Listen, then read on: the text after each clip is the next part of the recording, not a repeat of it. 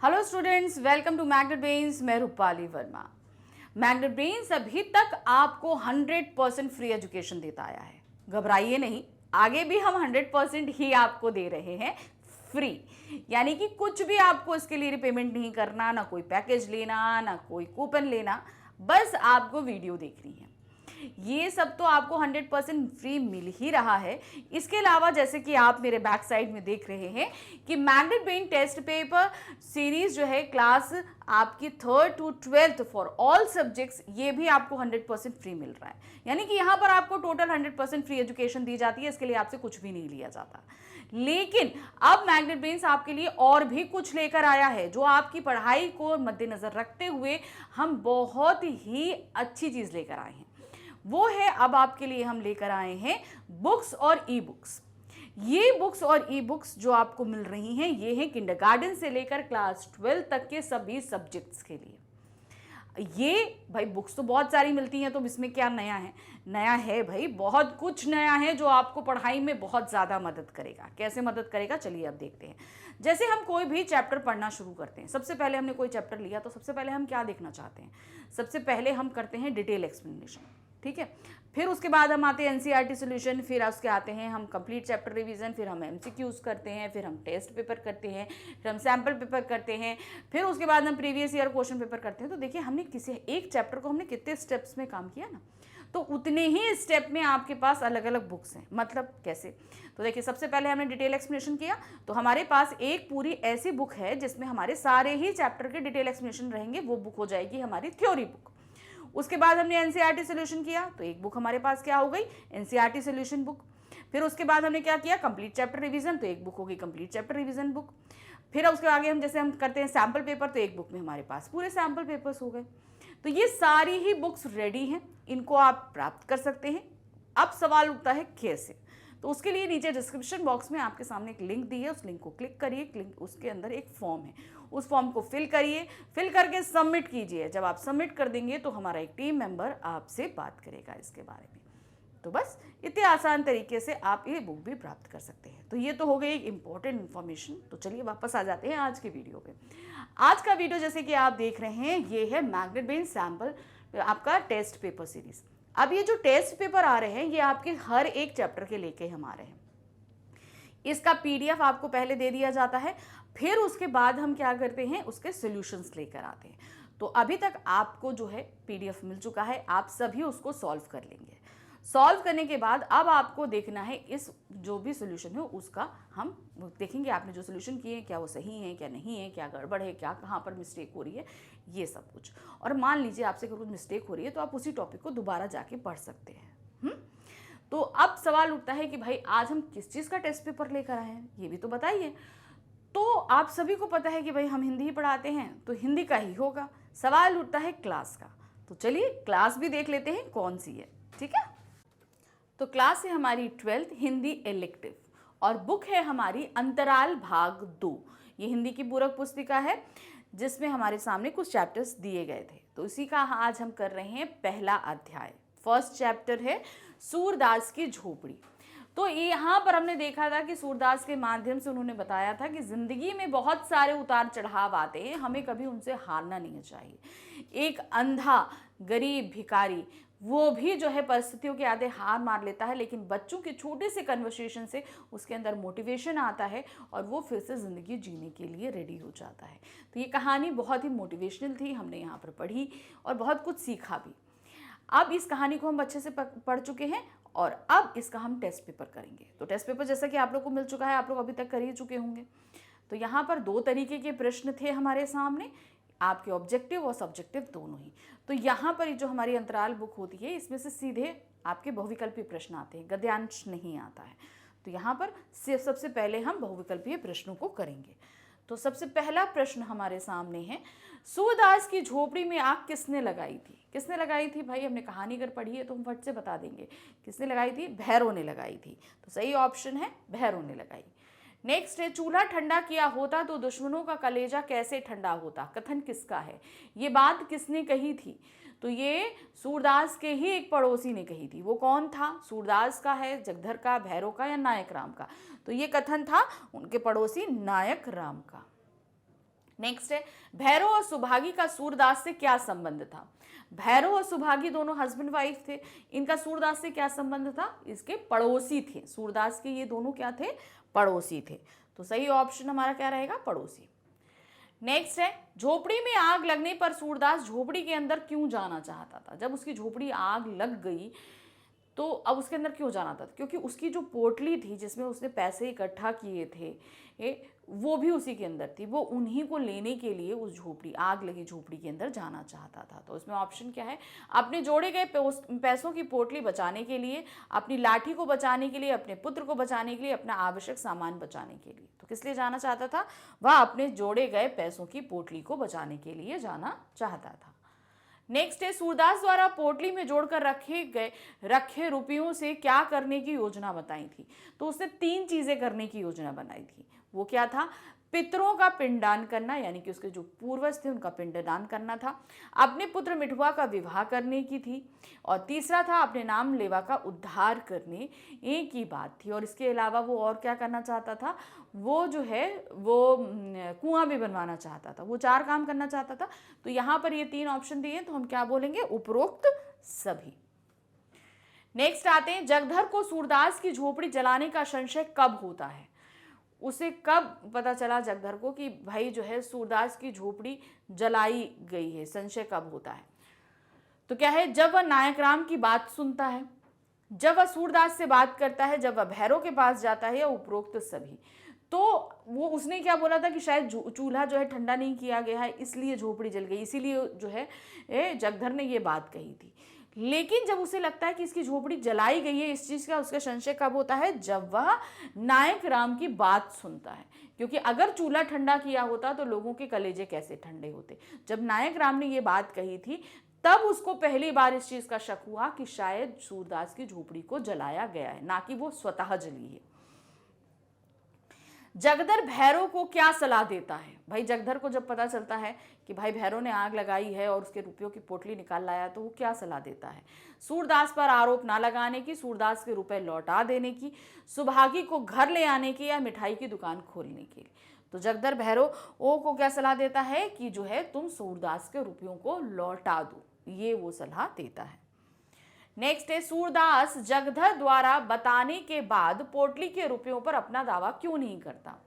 भाई जगधर को तो पता चल जाता है कि भैरव की जो पोटली थी वो झोपड़ी में जली नहीं है, सूरदास की पोटली जो है वो जली नहीं है, उसे भैरव उठा लाया था। अब ये बात जगधर जाके सूरदास को बता देता है, लेकिन तब भी सूरदास ये कहता है कि वो ऐसी मेरे पास कोई पोटली नहीं थी, वो तुरंत मना कर देता है। तो उसके मना करने का कारण क्या था? एक भिखारी के पास अगर इतने सारे पैसे होंगे तो लोग तरह तरह की बात करेंगे, तो इस तरह की जगहसाई से बचने के लिए वो उस पोटली की दावेदारी से इनकार कर देता है। तो क्या है? वह नहीं चाहता था कि एक भिखारी के धन संचय का किस्सा जग जाहिर हो। वह भैरव से किसी प्रकार का कोई विवाद नहीं करना चाहता था। वह दरिद्र ही बने रहना चाहता था। वह नहीं चाहता था कि उसके बेटे को पता चले कि उसने पैसों को जोड़ रखा है। तो सही ऑप्शन है हमारा का। वह नहीं चाहता था कि एक भिखारी के धन संचय का किस्सा जग जाहिर हो और लोग उसकी हंसी उड़ाएं। नेक्स्ट है, सुभागी अकेले रहकर जीवन यापन करने का निर्णय किस कारण कर चुकी थी? भाई भैरव जो है उसे बिल्कुल भी मान सम्मान नहीं देता था, उसे मारता था। तो ये सारे कारण थे। उसने बोला था कि अब मैं इसको छोड़ दूंगी और अकेले रहूंगी।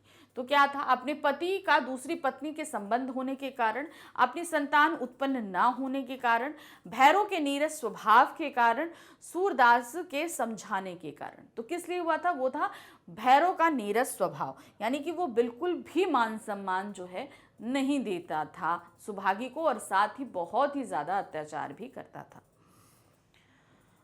सूरदास की सारी इच्छाएं धरी की धरी क्यों रह गईं? उसने बहुत सारी चीजें सोची थी, अब ये सारी चीजें क्यों उसकी धरी की धरी रह गईं? भैरव के द्वारा आरोप लगाने पर, झोपड़ी जल जाने पर, पुत्र के गंभीर रूप से घायल होने पर, झोपड़ी के साथ रुपयों की पोटली भी जल जाने पर। तो उसकी सारी आशंकाएं, जितनी भी चीजें थी, वो धरी की धरी इसलिए रह गई क्योंकि झोपड़ी के साथ उसे रुपयों की पोटली भी जल गई थी। वो सभी कुछ चला गया था, तो उसे लगा कि अब तो मुझे पास कुछ है ही नहीं। सूरदास का सारा नैराश्य, ग्लानि और शोक कैसे दूर होता है? भाई झोपड़ी जल गई, पैसे उसके पास नहीं है, ये सब कुछ से वो बहुत निराश हो गया था और वो झोपड़ी की राख में बैठे वो बहुत ही निराशा सब कुछ व्यक्त कर रहा था। ये सारी निराशा कैसे दूर हुई? जब मिठुआ जो है, मिठुआ यानी कि उसका पुत्र जो है, वो और उसके बच्चे खेल रहे होते हैं। तो खेल में क्या है, मिठुआ जो होता है वो रोने लगता है। तो उसका जो मित्र होता है उसे समझाता है, खेल में भले कोई रोता है। तो जब ये बात उस सूरदास सुनता है तो उसके अंदर की सारी निराशा, शोभ, जितनी भी सारी चीज़ें होती है, सारा सब कुछ वाइप अप हो जाता है। पुत्र द्वारा भली भांति समझाने से, घीसू के द्वारा कहे गए शब्दों से, जगदर द्वारा आर्थिक सहायता करने से, सुभागी द्वारा भैरव से उसके पैसों की पोटली वापस दिलवाने की बात से, तो वो किससे ये सारी उसकी फीलिंग्स जो हैं वो खत्म हो गई थी? वो थी मिठुआ के मित्र घीसू के द्वारा कहे गए शब्दों से। क्या शब्द थे? खेल में भी भला कोई रोता है। प्रश्न संख्या 12 है, तो हम 100 लाख बार बनाएंगे कथन से सूरदास के चरित्र की कौन सी विशेषताएं उभर कर आती हैं? जब मिठुआ कहता है कि हमारी झोपड़ी जल गई, तो वो कहता है हम दोबारा बना लेंगे। तो वो कहता है फिर कोई जला देगा, कहते कोई 100 बार जलाएगा, हम 100 बार बनाएंगे। सूरदास ये बात कहता है। तो इससे क्या पता चलता है हमें सूरदास के बारे में? आशावादी दृष्टिकोण, जीवित रहने की जिजीविषा, आत्मविश्वास, या ये सभी? तो इससे हमें पता चलता है वो है ये सारी चीजें, कि उसके अंदर आत्मविश्वास है, वो जिंदा रहने की इच्छा रखता है और पूरी तरह सेल्फ कॉन्फिडेंस है। तो यहां पर हम क्या बोलेंगे? ये सभी। नेक्स्ट है, सूरदास में आशा का संचार होने पर वह अपनी प्रतिक्रिया कैसे अभिव्यक्त करता है?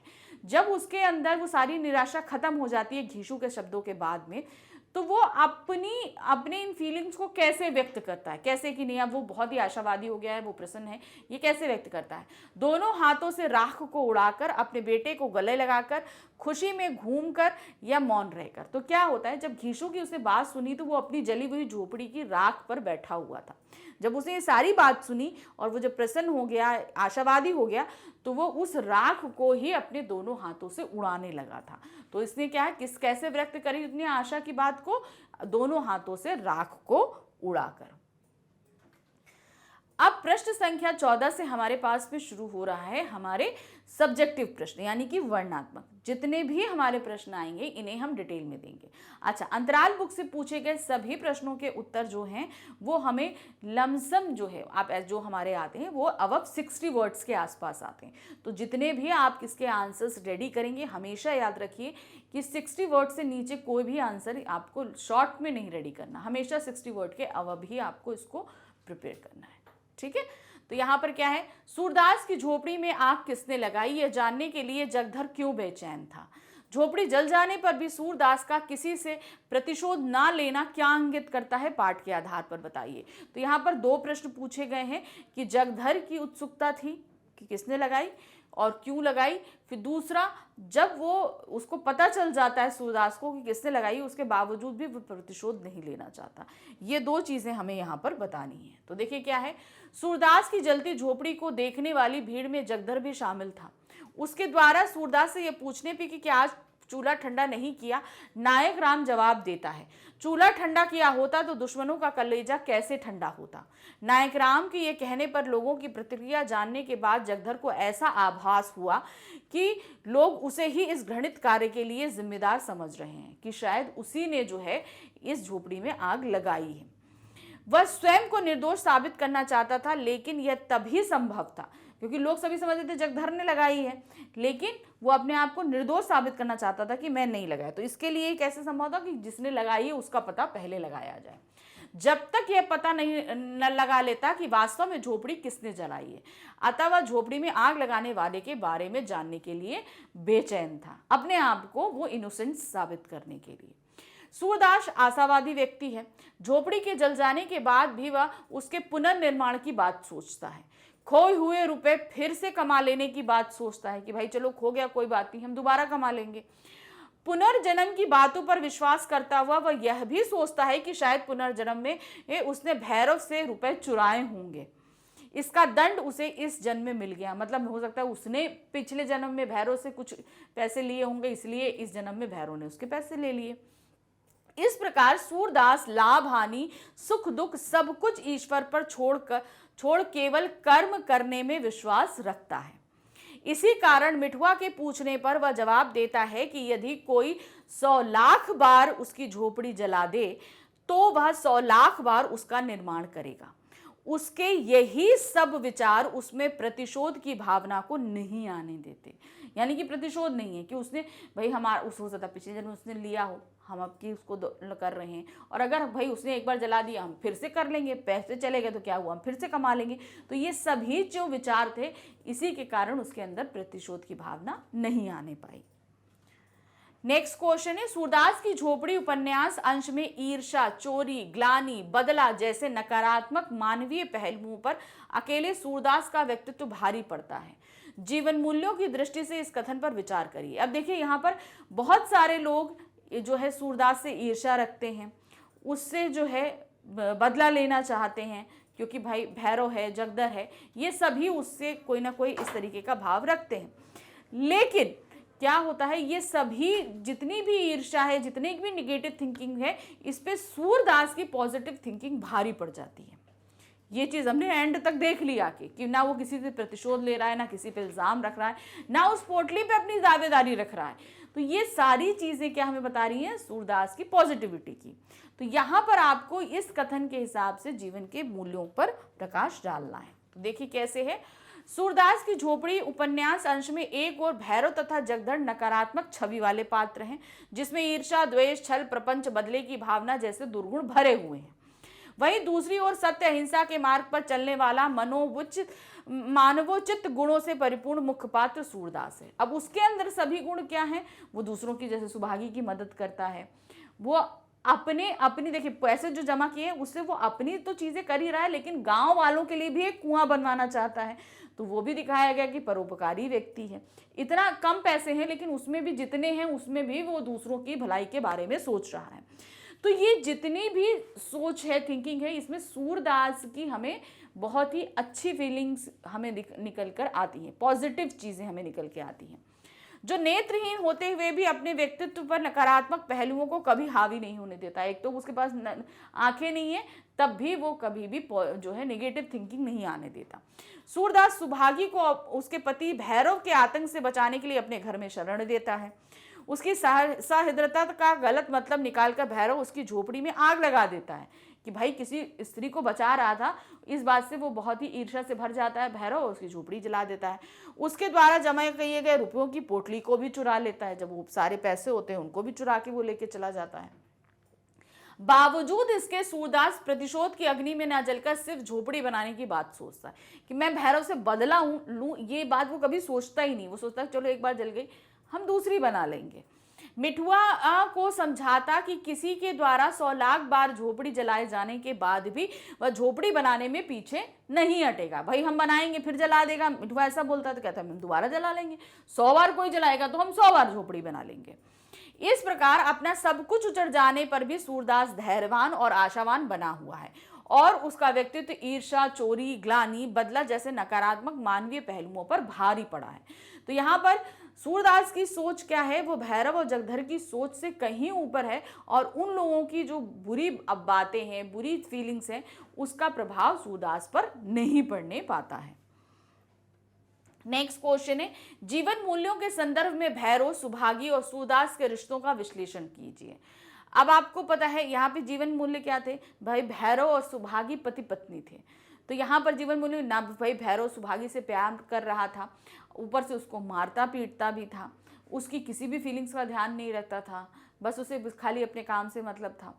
और लेकिन सूरदास क्या था, वो जो है मानवीय मूल्यों के ऊपर आधारित व्यक्ति था। किस तरीके से वो सुभागी की मदद भी करता है। तो यहाँ क्या था, सूरदास की झोपड़ी पाठ में मुख्य पात्र सूरदास के साथ साथ भैरव और सुभागी के चरित्र को विशेष महत्व दिया गया। कहानी इन तीन पात्रों के इर्द गिर्द घूमती हुई ही अपने उद्देश्य को चरितार्थ करने में पूर्ण होती है। कहानी में भैरव को नकारात्मक छवि वाले पात्र के रूप में चित्रित किया गया है। भैरव की नजरों में नारी का कोई मूल्य नहीं है।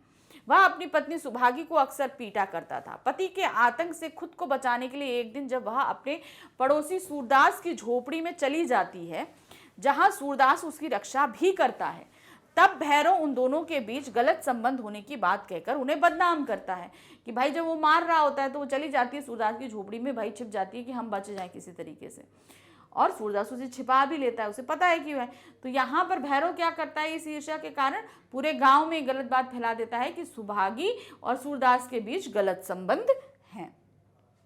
इतना ही नहीं, वो सूरदास को मजा चखाने के लिए उसकी झोपड़ी में आग लगाकर उसके जीवन की कुल जमा पूंजी भी चुरा लेता है। भाई बदनाम किया तो किया, उसकी झोपड़ी जलाता है, उसकी जितनी इकट्ठा पूंजी है वो भी चुरा लेके जाता है। बावजूद इसके सूरदास भैरव के प्रति दुर्भावना नहीं रखता, ना ही उसमें बदला लेना है। यूं तो सुभागी सूरदास को कोई ये रिश्तेदार नहीं, मगर इंसानियत के नाते सूरदास उसे उसके पति की मार से बचाता है। तो यहाँ पर क्या था, रिश्तेदार तो थी नहीं, इंसानियत थी। भाई किसी के साथ कुछ गलत हो रहा है तो हम बचाएंगे ना, तो वही सूरदास ने भी किया था। जो सूरदास की झोपड़ी जलने के बाद सुभागी ही सूरदास के पास आकर उसे सांत्वना प्रदान करती है। वो सूरदास की इस विपदा के कारण खुद मानती है कि मतलब उसके ऊपर ये विपदा आई, इसका कारण कौन थी, सुभागी थी। अगर वो नाम आके यहाँ छिपी होती, ना मदद मांगती, तो शायद उसकी झोपड़ी ना जलती। इसलिए ये सारी जो उसके ऊपर मुसीबत आई, ये सुभागी कहती है कि मेरी वजह से आई है। सूरदास यह सोच सोच कर रोने लगता है कि सुभागी अब कहाँ रहेगी, किस प्रकार रहेगी। इस प्रकार सूरदास और सुभागी के बीच इंसानियत और आत्मीयता का संबंध है। दोनों एक दूसरे के सुख दुख से प्रभावित हैं। तो यहाँ पर क्या है, वो दोनों इंसानियत के नाते बंधे हुए हैं कि एक तरफ सुभागी यहाँ परेशान है कि उसकी झोपड़ी जल गई है, उसके पैसे चले गए हैं, वो कैसे आगे रहेगा, एक तो नेत्रहीन है। दूसरी तरफ सूरदास चिंतित है कि सुभागी अब कैसे रहेगी, कहाँ रहेगी, क्योंकि पति के घर को वो छोड़ चुकी है। अब मेरी भी झोपड़ी जल गई, अब वो कहाँ रहेगी, क्या करेगी। तो इस तरीके से ये क्या है, इंसानियत के रिश्ते में बंधे हुए हैं। नेक्स्ट क्वेश्चन है, यह कलंक भी मेरे सिर लगना है, सूरदास ऐसा किस कारण से सोचता है। ये कलंक कौन सा कलंक की बात कर रहा है, ये बताना है। क्या है, सूरदास ने सुभागी को अपने घर में शरण दी, जिसके कारण उसके पति भैरव ने सुभागी पर चरित्रहीनता का आरोप लगाया कि दोनों में संबंध है। उस रात सुभागी अपने घर नहीं गई और उसने मंदिर के पीछे रात काट ली। उसके प्रण कर लिया था कि अब वह भैरव के घर नहीं जाएगी, क्योंकि वो बहुत मारता था। किंतु जगधर ने जब यह बात बताया कि सूरदास के रुपयों की पोटली भैरव के पास है, तब उसने अपना प्रण तोड़कर फिर से भैरव के घर रहने का निश्चय लिया। सूरदास को सुभागी की चिंता हो रही थी। तो एक तो उसके ऊपर लांछनीय लगी गया था कि दोनों में गलत संबंध है, एक बात ये थी। अब जब सुभागी को ये चीज पता चलती है कि भैरव के पास वो पोटली है, तो सुभागी सिर्फ सूरदास की चिंता करते हुए फिर से भैरव के पास रहने की जो है वो सोच लेती है।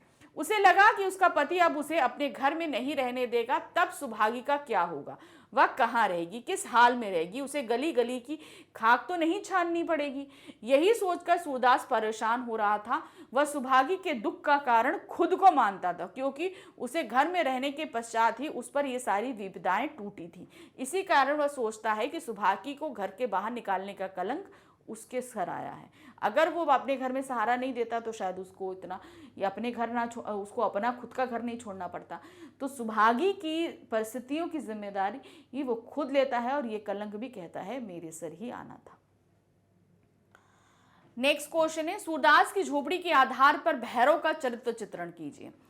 तो यहाँ पर भैरव कैसा व्यक्ति था, उसके चरित्र की क्या विशेषताएं थी, ये चीज बतानी। अब विशेषताएं तो बहुत थी नहीं, जो भी चीजें निकल कर आ रही है वो हमें यहाँ पर बतानी। तो यहाँ पर इन्हें हम पॉइंट्स में बताएंगे, मतलब हेडिंग्स में हम उनको बताएंगे। देखिए क्या है, सूरदास की झोपड़ी पाठ में भैरव को खलनायक के रूप में प्रस्तुत किया गया है।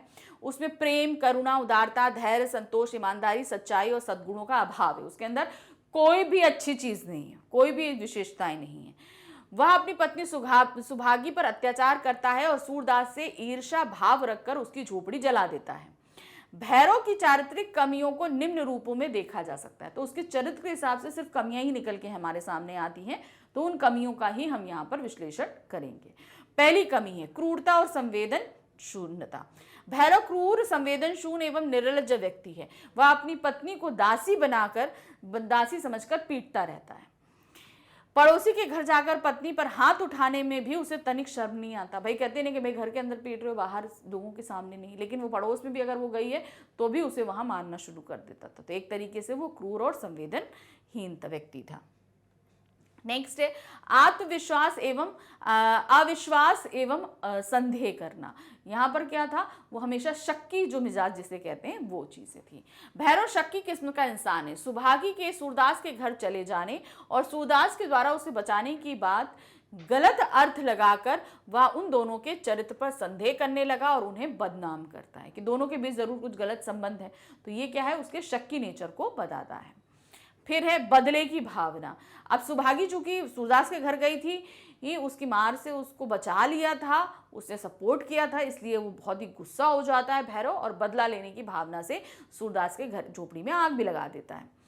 भैरव बदले की भावना से ग्रसित व्यक्ति है। जब मोहल्ले वाले उसकी पत्नी सुभागी और सूरदास के बारे में उल्टी सीधी बातें करते हैं जिससे उसकी भी बदनामी होती है, तो वह सूरदास को सबक सिखाने के लिए उसकी झोपड़ी में आग लगा देता है। इससे उसकी बदले की आग ठंडी हो जाती है, जिसका उल्लेख वह जगधर से भी करता है कि भाई मुझे जो बदला लेना था मैंने उसकी झोपड़ी में आग लगा के बदला ले लिया। चौथी इसकी कमजोरी क्या है देखते हैं।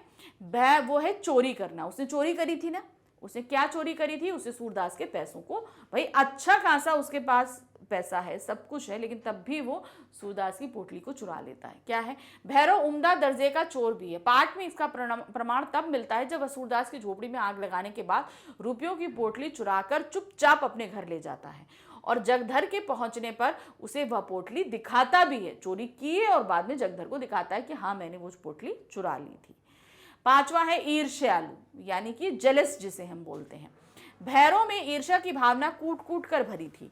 सूरदास के रुपए चुरा लेने के बाद वह जगधर के सामने अपने मन के भाव उजागर करता हुआ उसके बारे में कहता है कि उसे इन्हीं पैसों की गर्मी थी जो अब निकल गई है। भाई उसके पास पैसे नहीं थे भैरव के पास, वो बोलता है कि इसके पास इतने पैसे थे इसीलिए इतनी गर्मी खा रहा था सूरदास। अब मैं देखता हूं कि किसके बल पर उछलता है। उसका यह कथन उसके चरित्र की ईर्ष्यालु प्रवृत्ति को उजागर करता है कि वो बहुत ही जेलस पर्सन था। तो ये सभी उसकी चारित्रिक जो कमियां थी वो हमने निकाल दी। अब आते हैं प्रश्न संख्या 19 पे।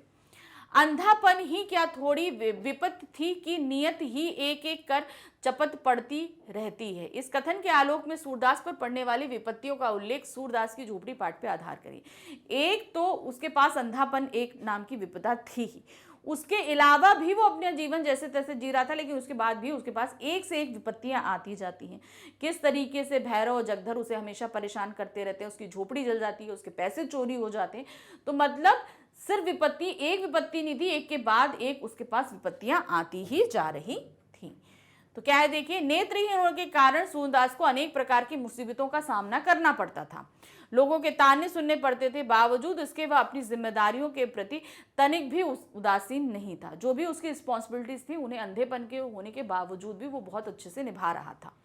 वह भीख मांग मांग कर जमा किए गए 550 रुपयों से पितरों का पिंडदान, मिठुआ का ब्याह और जन कल्याणार्थ कुआं बनवाना चाहता था, किंतु झोपड़ी के जल जाने और उसके जीवन भर की जमा पूंजी के लुट जाने पर उसके अरमानों का पानी फिर गया। ऊपर से सुभागी के कारण मिली बदनामी ने रही सही कसर भी उतार दी। तो अब क्या था, झोपड़ी जली, पैसे गए, उसके ऊपर उसे बदनामी भी मिली थी। अब तो जिसे मन होता वह उसे 2-4 खरी खोटी सुना देता। इस प्रकार गरीबी में जीने वाला सूरदास अब और भी गरीब हो गया था। साथ ही साथ उसकी प्रतिष्ठा भी धूमिल हो गई थी। भाई जो पैसे, जो उसके पास घर था वो भी नहीं रहा, पैसे थे वो भी नहीं रहे, और ऊपर से उसका जो मान सम्मान, जो प्रतिष्ठा समाज में थी वो भी खत्म हो गई। सूरदास को सुभागी की चिंता भी थी कि यदि उसका पति भैरव उसे घर में ना रखे तो वह कहाँ मारी मारी फिरेगी। तो ये भी एक उसको चिंता हो रही थी। नेक्स्ट क्वेश्चन है क्वेश्चन 20। खेल में रोना कैसा? खेल हंसने के लिए है, दिल बहलाने के लिए है, रोने के लिए नहीं। इस कथन के आलोक में सूरदास का चरित्र चित्रण कीजिए। अब क्या होता है, जब उसकी झोपड़ी जल जाती है सूरदास की, तो वो विलाप करता हुआ झोपड़ी की राख पर बैठा होता है। तभी घीसू और मिठुआ जो है आपस में जो खेल रहे होते हैं, मिठुआ जो है वो रूठ कर बैठ जाता है। तब घीसू ये सेंटेंस बोलता है कि खेल में रोना कैसा? खेल हंसने के लिए है, दिल बहलाने के लिए। तो यहाँ पर वो खेल को सूरदास क्या बोलता है? जीवन है।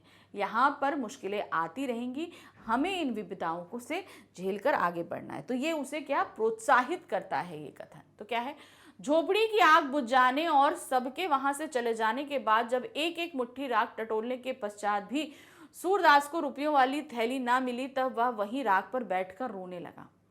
इसी बीच उसने आवाज सुनी, खेल में रोते हो, यह कहकर घीसू मिठिया को चिढ़ा रहा था। घीसू की इस बात से सूरदास को जीवन का सूत्र मिल गया कि मतलब ये जीवन क्या है, खेल है, इसमें रोने का क्या। जैसे गहरे विषाद के सागर में से निकलकर अचानक किसी ने उसे किनारे पर लाकर खड़ा कर दिया हो। सूरदास जीवन का मर्म समझ जाता है कि भाई जीवन एक्चुअल उसे क्या बताना चाहता है, ये चीज वो इस वक्तव्य से समझ जाता है। बस सोचने लगा कि यह जीवन भी तो एक खेल ही है और जो सच्चे खिलाड़ी होते हैं वह हार जीत की परवाह ना कर खेल के अंत तक मैदान में डटे रहते हैं। भाई मुसीबत आती है, चली जाती है, तो ये तो होता ही रहता है, मगर हमें मैदान में डटे रहना है, हिम्मत नहीं हारते। फिर खेल में रोना कैसा, खेल तो हंसने और दिन बहलाने के लिए है, रोने के लिए नहीं है। इस प्रकार घीसू के कथन को सुनकर सूरदास की मनोदशा अचानक बदल जाती है। वह आशा और आत्मविश्वास से भरकर झोपड़ी के पुनर्निर्माण की बात सोचता है और विजय भाव के साथ दोनों हाथों से राख के ढेर को उड़ाने लगता है। तो उसे जीवन का जो मर्म था समझ में आ गया कि जीवन में विपदाएं आती रहती हैं, हमें इनसे हार के बैठ कर निराश नहीं होना है, निराश होकर नहीं बैठना है, आगे हमें और कोशिश करती रहनी। भाई एक बार झोपड़ी जली है, हम फिर से बना लेंगे, और फिर उसके बाद हमारे पैसे चोरी हो गए तो क्या हुआ, हम फिर से उन पैसों को एकत्र कर लेंगे। तो ये मोटिवेशन उसे घीसू के वक्तव्य से मिलता है और इसी उत्साह में वो जो राख झोपड़ी की होती है उसे उड़ाने लगता है। तो इस तरीके से ये हमारा टेस्ट पेपर यहाँ समाप्त हुआ। तो बहुत सारे चैप्टर्स हमने अभी तक आपको कराए, आगे और भी चैप्टर है, कराऊंगी, तो ये ध्यान रखिएगा, प्रैक्टिस आप बराबर करते रहिए। अब आ जाते हैं आज की हम एक इम्पॉर्टेंट इन्फॉर्मेशन पे, और बहुत ही इम्पॉर्टेंट है आपके लिए। वो ये है कि अब मैग्नेट ब्रेन्स आपके लिए लेकर आया है बुक्स और ई बुक्स। ये बुक्स और ई बुक्स आपको मिल रही हैं आपकी किंडरगार्टन से लेकर क्लास 12 तक के सभी सब्जेक्ट्स के लिए। तो बुक्स तो है, लेकिन इन्हें हमें आपकी सुविधा के लिए और आपको बहुत आसानी से चीज़ें समझ में आए, इन्हें अलग अलग कैटेगरीज में हमने डिवाइड कर दिया। अब ये कैटेगरीज क्या है, जैसे हम डिटेल एक्सप्लेनेशन पढ़ते हैं तो एक बुक में हमारे सारे डिटेल एक्सप्लेनेशन रहेंगे, तो वो हो जाएगी हमारी थ्योरी बुक। फिर हम एनसीईआरटी सोल्यूशन करते हैं तो एक बुक हो जाएगी जिसमें सारे हमारे एनसीईआरटी सोल्यूशन रहेंगे, वो है एनसीईआरटी बुक। फिर एमसीक्यूज बुक है, ऐसे अलग अलग कैटेगरी की बुक हमारे पास में रेडी है। इन्हें प्राप्त करने के लिए नीचे डिस्क्रिप्शन बॉक्स में आपके लिए एक लिंक दिया गया है, उसके अंदर एक फॉर्म है, उस फॉर्म को फिल करके सबमिट कीजिए। जल्द ही एक टीम मेंबर हमारा आपसे कांटेक्ट करेगा इस बुक के लिए।